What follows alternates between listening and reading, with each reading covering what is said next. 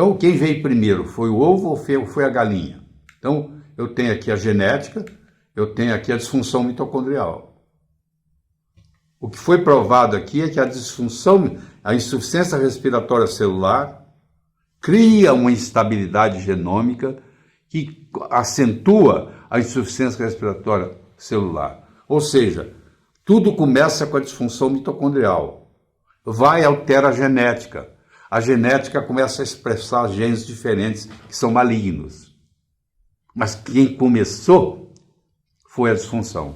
Enquanto eu não for para a causa do problema, eu não resolvo. Se eu fico ali na genética, é aquela história, estou trocando meu pneu, ele continua gastando, estou trocando meu pneu, ele continua gastando, até que um dia eu vejo que é o alinhamento de roda, eu vou lá, peço para alinhar a roda, o pneu para de gastar. Aí eu resolvi. Enquanto eu não souber que é o alinhamento, eu não resolvo o problema. Enquanto eu não souber que é a disfunção mitocondrial, eu não resolvo o problema. Por isso que a mortalidade não cai. Por isso que o câncer está vencendo a gente, e nós não estamos vencendo o câncer. Então a respiração celular danificada leva a uma instabilidade genômica, criando mutações. Essas mutações agora acentuam a respiração celular danificada, e aí isso aí, com 1744 referências bibliográficas, esse livro famoso, Cancer as a Metabolic Disease. E é de uma inteligência, uma coisa impressionante. Você tem que arrumar jeito, se você não consegue ler esse livro, leia o sumário dele, que vai te dar as ideias que você precisa para continuar nesse caminho. Porque eu estou fazendo apenas uma introdução de tudo isso. Isso pode aprofundar do jeito que você quiser. A morte do câncer e a morte do paciente com câncer. Infelizmente, a maioria das vezes, você mata o paciente com câncer antes de matar o câncer. Infelizmente. Isso é muito dramático.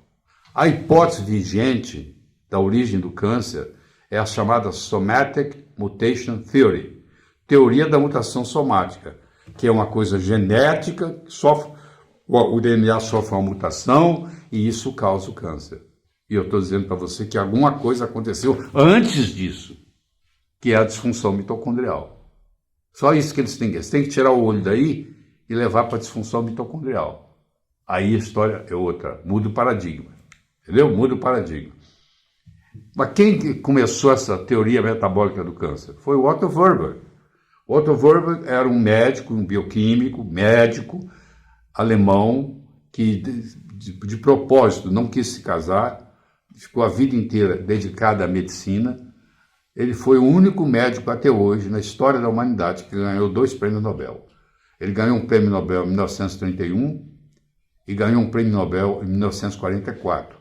Em 1931 ele foi receber. Quando o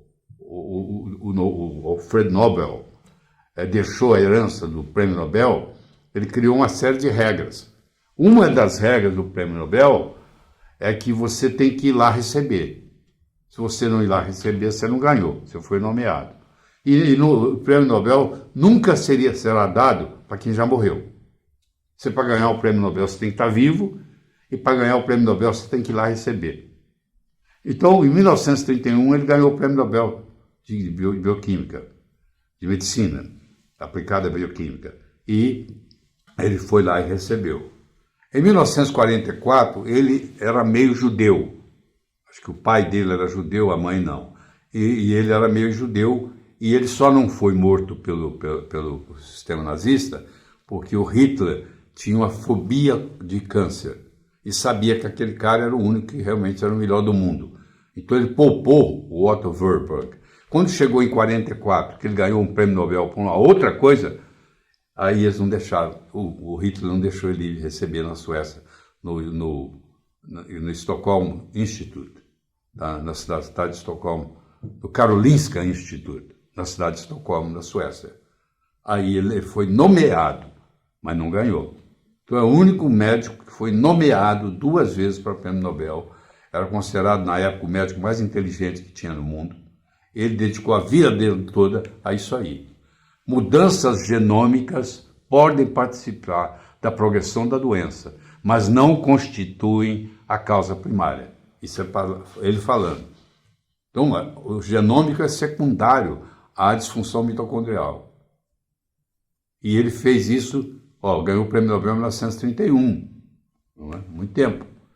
Então, a pane biológica denominada câncer é um desequilíbrio nutricional, junto com um desequilíbrio emocional, junto com um problema ambiental e estrutural, como causa de malignidade. É um efeito comitiva, é um conjunto de coisas. Ah, minha mãe morreu, mas eu não tive câncer. Bom, se sua mãe morreu, se você se separou, se não sei o quê, se tem um somatório, um expossoma, que a gente chama muito grande, aí vem o câncer. Sempre tem um componente emocional por trás. Isso é importante, tá? Quantos por cento dos cânceres são de origem genética? Muito poucos. Quantos por cento dos cânceres são de origem epigenética? A grande maioria. Então, existe 5 a 10% dos cânceres que originam de uma predisposição genética. A pessoa já veio com aquilo. Mas isso é o mínimo. 90 a 95% são o resultado de fatores ambientais ou estilo de vida. Ou seja, pode ter prevenção. A epigenética e câncer, evidências muito convincentes para serem ignoradas. Então, tem um grupo de pessoas ultra inteligentes que segue esse caminho. E quando eu me deparei com isso, eu falei, eu quero pertencer a esse time. Foi onde eu comecei a estudar, tá? Onde eu comecei a estudar isso. Câncer é causado por uma disfunção mitocondrial, com interferência na expressão gênica, levando a um crescimento celular descontrolado. Isso é ele publicando em 1956, tá? Já velho. Aqui está o Otto Warburg, tá? Ele teve 3 ou 4 estudantes dele que também ganharam o prêmio Nobel. Acho que é o cara que mais teve discípulo que ganhou o prêmio Nobel. Fermentação da glicose na presença de oxigênio. É o chamado efeito Warburg. O oxigênio está lá, só que a mitocôndria perdeu a habilidade de usar o oxigênio. E aí vai para a fermentação, que é a outra opção que resta. Isso chama efeito Warburg. Tá? Dr. Warburg demonstrou que células cancerosas podem viver e se desenvolver mesmo na ausência de oxigênio. Ganhador do prêmio Nobel em medicina, ganhador em 1931 e nomeado em 1944, que não foi lá buscar. Tá. Aí ele chegou a outra conclusão: quando há uma queda de pelo menos 35% de oxigênio mitocondrial por pelo menos 48 horas, células normais podem se converter em células cancerosas. Entendeu? Até isso ele dedicou e estudou. Câncer se caracteriza por respiração insuficiente com fermentação compensatória, um distúrbio no metabolismo energético. Câncer é uma doença que se caracteriza por um distúrbio no metabolismo energético.